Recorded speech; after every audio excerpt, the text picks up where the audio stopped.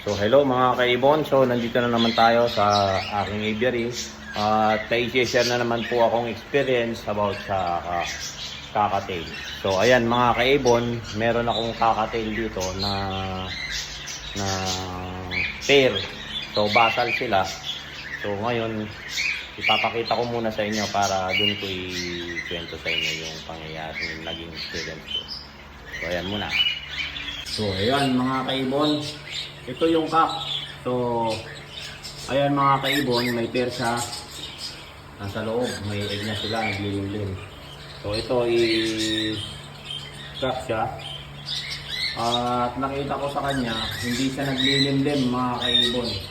So kahit na pang 14 days na yata to or mga ganon 14 days na, hindi ko siya nakikitang pumapasok, di ba mga kaibon, kapag umaga o tanghali nagpapalit yan. Kasi usually sa mga kakatail, pang umaga ang lalaking maglimlim at pang gabi yung hen. So ayan, kung nakikita nyo mga kaibon, nandyan siya parati. So basal sila. So buti na lang natapat na masipag yung hen na maglimlim. So ayan, ipapakita ko sa inyo yung hen. Alas 2 na ng hapon. So nasa loob yung hen. Siya naglilimlim pa rin mga kaibon. So ito siya mga kaibon, oh. Ayan, oh, siya pa rin naglilimlim. Buti na lang at masipag siya at naglilimlim siya. Kahit alam mo yan, pag yung ibang babae yan, nasa labas na yan pag umaga. So siya, ang sipag niya. So basal sila parehas. First na plants nila yan. Buti masipag tong babae, nakatapat na masipag yung babae. Sana matuto si Kak na maglimlim. Pero yan, papisa na rin yung egg nila mga kaibon. So kaya nakita nyo fertile. So ayan siya mga kaibon. Sana matuto siya sa susunod na plant. Kung hindi kawawa yung hen. Marami na ako naging experience na ganito mga kaibon. Yung iba natututo. Yung kak na maglimlim naman kapag nakaka second class o third class, natututo na siya. Kasi nagpapatubo naman yan. Matututunan niya. So ayan mga kaibon.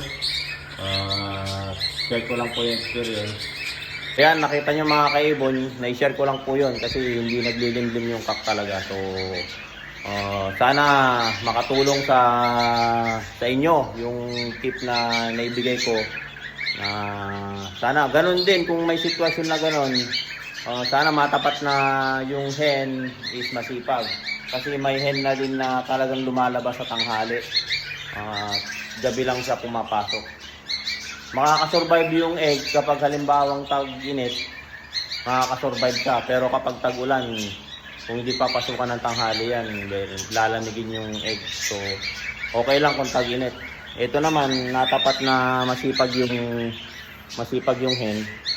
So naglilimlim. Kung hindi naman masipag yung hen, sana may tapat na tag-init at na iinitan pa rin yung egg. Hindi siya lalamigin, hindi siya mamamatay. Kasi kapag tagulan yan, natapat na tagulan at di marunong yung kak, so hindi siya mapipisa, mamamatay siya yung tissue sa loob kasi nilalamig. So ayan mga kaibon, na-share ko na naman ulit. Don't forget to subscribe my YouTube channel, Warren Palakpak Kaibon, at yung Facebook page ko Warren Palakpak Kaibon din, at yung ginagamit kong account, pakipollow na rin po ang Facebook page ko at Facebook na main account ko, Warren Palakpak Mr. Tigasing. So ayan mga kaibon, kung may katanungan kayo, i-PM nyo lang po ako dito sa account ko na to at sasagutin natin kapag may time. So ayan mga kaibon, maraming pong salamat at paki-like and share na rin po yung video. So maraming salamat ulit mga kaibon, paalam.